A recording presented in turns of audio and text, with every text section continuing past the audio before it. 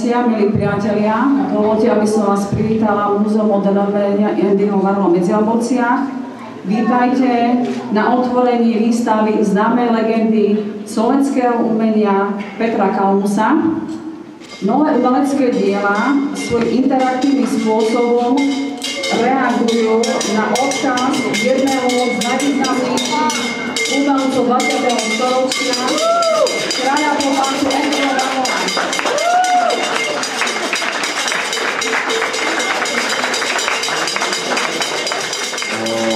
Som veľmi rád, že ste došli do Medziľaboviec, nielen tí, čo sú z Medziľaboviec, ale z okolia.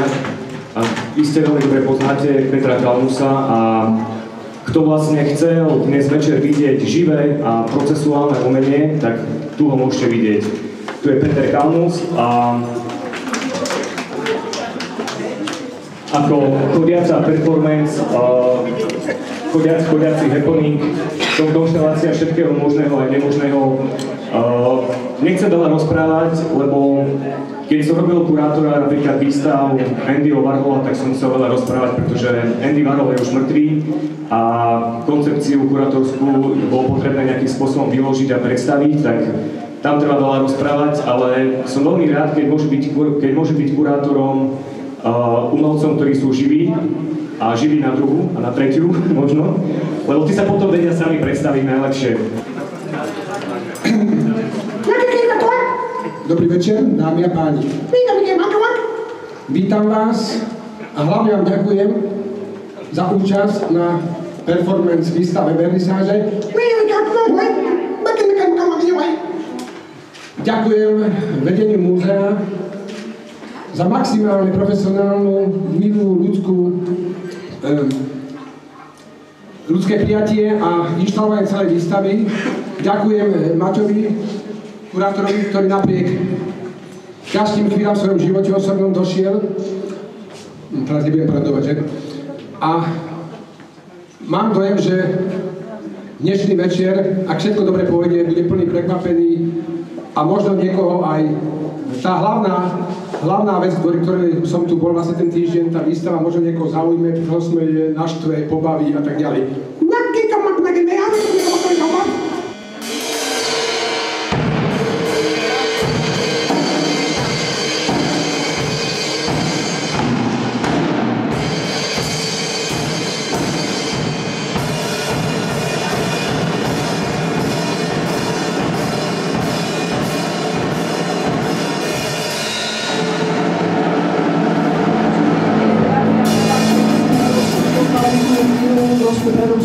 Máme malé prekvapenie, nech sa páči, pozývame vonku pred múzeum. Nech sa páči.